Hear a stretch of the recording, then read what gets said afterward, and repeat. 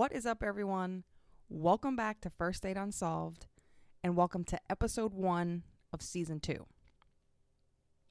We are starting off spooky season as well as a new season of the show with some local hauntings. If you're not someone who believes in the paranormal or urban legends, then this probably won't be your favorite episode, but I personally am a spooky chick and find this kind of stuff extremely interesting. Hauntings usually involve some aspect of history, and that's always cool to learn about. And I am still sticking with the theme of the show because the main haunting I'll be discussing today includes an unsolved murder. So there you go. Still an unsolved aspect. Hitting all kinds of birds with one stone today. I do hope to make episodes like this a regular occurrence because it is so fascinating to me. So I hope everyone enjoys, and I'll be able to do this again in the future. We're going to start off this spooky-sode with a very well-known state park here in Delaware, Lums Pond. Lums Pond is a 1,790-acre state park in Bear, Delaware. The park is home to the largest freshwater pond in the state, and the pond itself covers over 200 acres. The park isn't really known because of the paranormal activity that may or may not occur there. It's really known for the vast amount of activities and wildlife that can be found once you're inside the park's limits. The pond itself is open for fishing, kayaks, canoes, and sailing. You are also welcome to hike, bike, and camp in one of the 68 campsites. Lums Pond even has a more recent attraction called Go Ape. The zipline adventure first opened in 2013 and features different options for kids as young as 6 years old. The Go Ape attraction includes 60 obstacles. That was hard to say. The Go Ape attraction includes 60 obstacles, and the longest of the lines is 700 feet long in total. I'm not really a heights kind of gal, so I have not personally partaken in these adventures. I do know my son went there on a field trip with school one time, and this is not an exaggeration, this is not a joke, he was the only kid in his class who refused to get on the zip line. So, it's up there, I guess. I haven't seen it, but it's up there. In August of 2016, a 59-year-old woman fell to her death from one of the platforms that was raised 35 feet in the air. The accident was attributed to operator error, according to an inspector who took a look after the accident. But there have been no more major accidents since or before. As tragic as that accident was, that is not where the supposed hauntings come from. The one occurrence that I have read about the most is that of a young woman who was brutally attacked and murdered in the woods of the park way back in 1870-ish. The details of the victim and the attack are limited, but it is said that a young woman ran away from home in an attempt to escape less than desirable living conditions and took shelter in the woods located on the property of what is now the state park, close to the swamp trail is what they call it. This poor girl would cross the paths of an evil man who had been hiding in the trees, hiding out and camping out in the trees for some time. He is reported to have beaten, raped, and then murdered this innocent woman and discarded her like trash. Her body was eventually discovered, and police did initiate a search to try and track down the scumbag who did this to her, but sadly her killer was never caught. It is said that people have heard screams of the woman in the woods, and that on warm days you can come across a random cold spot. So imagine you're out hiking, enjoying the weather, it's 80, 90 degrees, and you just walk through a cold spot. That is a dead indicator that something is not right. And if you know anything about ghosts, then you probably know cold spots are a telltale sign that a spirit is near. Now, that's not the only reported paranormal activity or haunting said to have taken place in the park. John Lum, who the park is named after, and his son used to work the grounds, and it is said that they haunt the grounds today. The Lums owned and operated a mill house along the Chesapeake and Delaware canals. The Chesapeake and Delaware canals are the waterways that originally created the pond after a dam was created. So the canals were flowing, they dammed it, and that's where Lums Pond came from. It has been reported that the father and son have been seen walking the grounds at times, and the sound of the water wheel from the mill is heard to be running. Now, the water wheel and the mill are decommissioned, so there's no reason to hear anything moving and operating. So that's spooky. And people have also claimed to have seen the two men. I, again, haven't experienced this. I don't know how true that is, but why would they lie, right? And the third and final instance that has been reported here at Lums Pond is that of figures seen running and heard screaming through the woods on the grounds. I didn't know this particular fact until I began researching for this episode, but apparently the area was once traveled by slaves attempting to escape their freedom on the Underground Railroad. Some people think that the runaways who were captured or unable to find freedom for one reason or another still wander the grounds in an attempt to find their way out. How freaking sad is that, right? But coincidentally, the Underground Railroad and escaped slaves will come up again later this season. That episode is already completed at the time I am reading this, so that is a complete coincidence.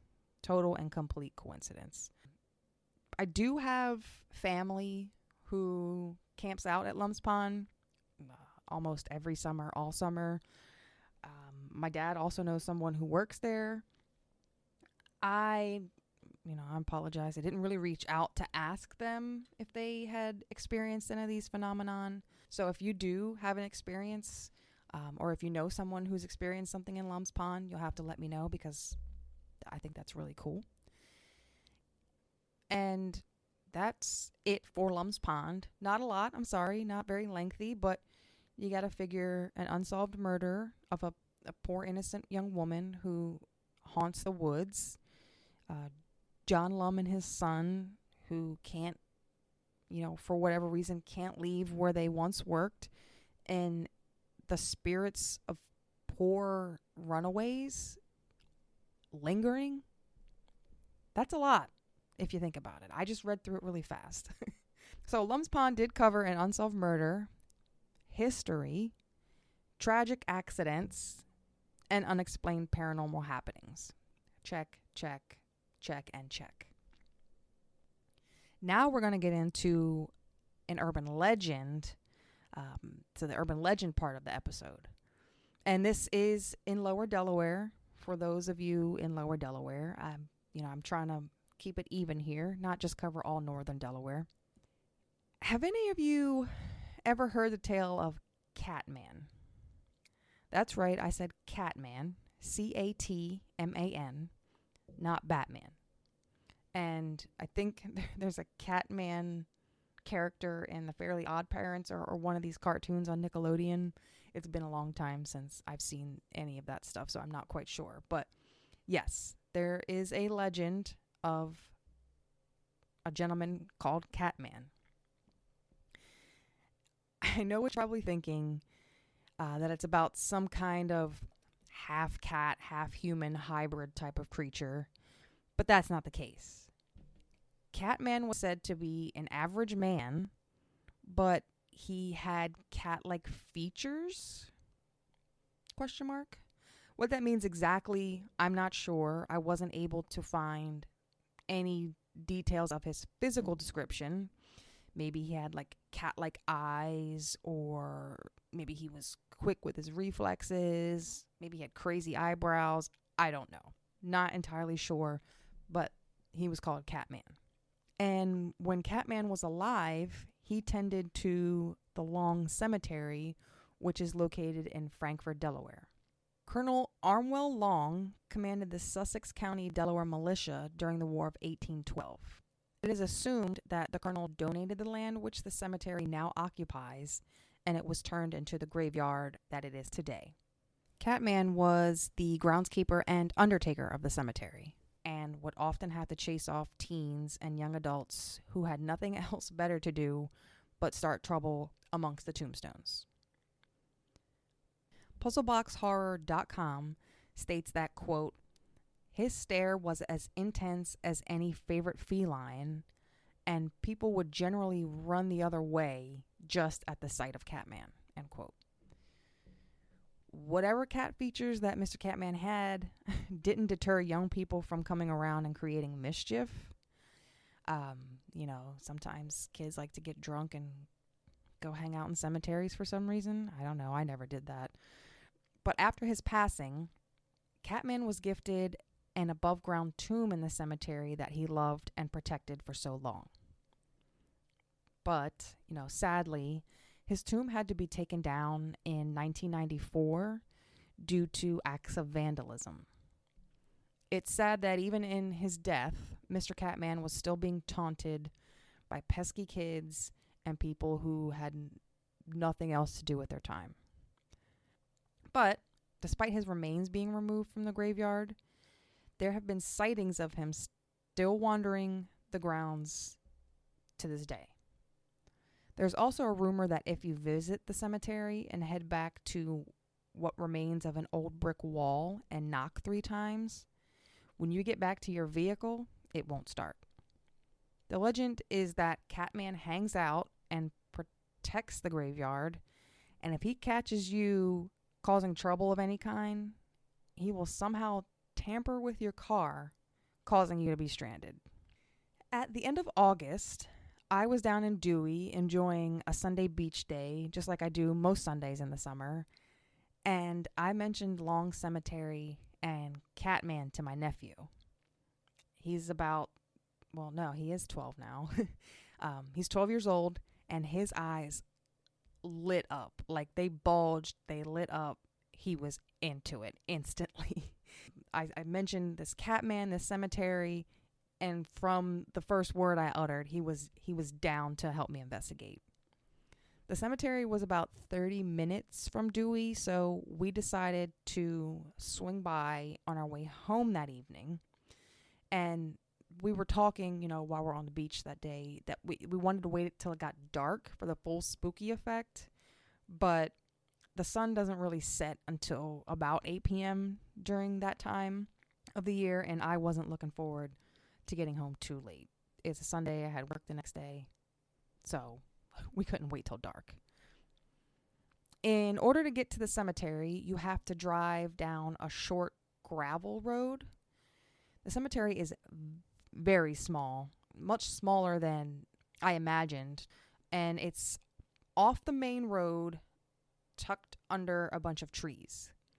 A few of the headstones are incredibly old, so much so that the lettering is worn and you can't really read what they say. Others are newer, including 2 pretty large headstones with the name Long printed on them. I didn't count, but if I had to guess, I'd say there are about 15 total headstones, ranging in sizes. The only disappointment, though, came when my nephew and I realized that there's no wall for us to knock on. No brick wall, no remnants of a brick wall, no wall of any kind. Just some concrete fence posts with rusted metal beams between each post to create a perimeter. So if you're looking at the cemetery off to the left-hand side, we did spot a decent sized pile of busted up concrete. I was guessing, maybe that's the tomb of Catman that they took down, or maybe that was a wall at some point. Not sure, but it was off out of view from the road and hidden in some trees on the left-hand side, like I said. I did take pictures. I'll share that on social. I figured that was really the only thing for me to knock on. So I did tap on it a few times and we headed back to the car. Now, my sister-in-law is a scaredy cat, no pun intended. And she sat in the car the whole time to make sure that it would start up. She also didn't want us to try and scare her. So she stayed in the vehicle the whole time. When we did get back to the car, it started right up right away. So we have nothing significant to report. But again, as with Lums Pond, I'd be interested to hear if anyone had any actual paranormal experience at the Long Cemetery, just because our trip was so uneventful. One cool thing, though, is that the name of the street that you have to turn on to get to the gravel road, so you make a right onto a road off of Route 113, I think it was. The name of the road you turn down is called Catman's Road. Since they had to take down Catman's tomb, maybe this is just another way to pay respects to him. I'd like to know if anyone has any more information on that as well.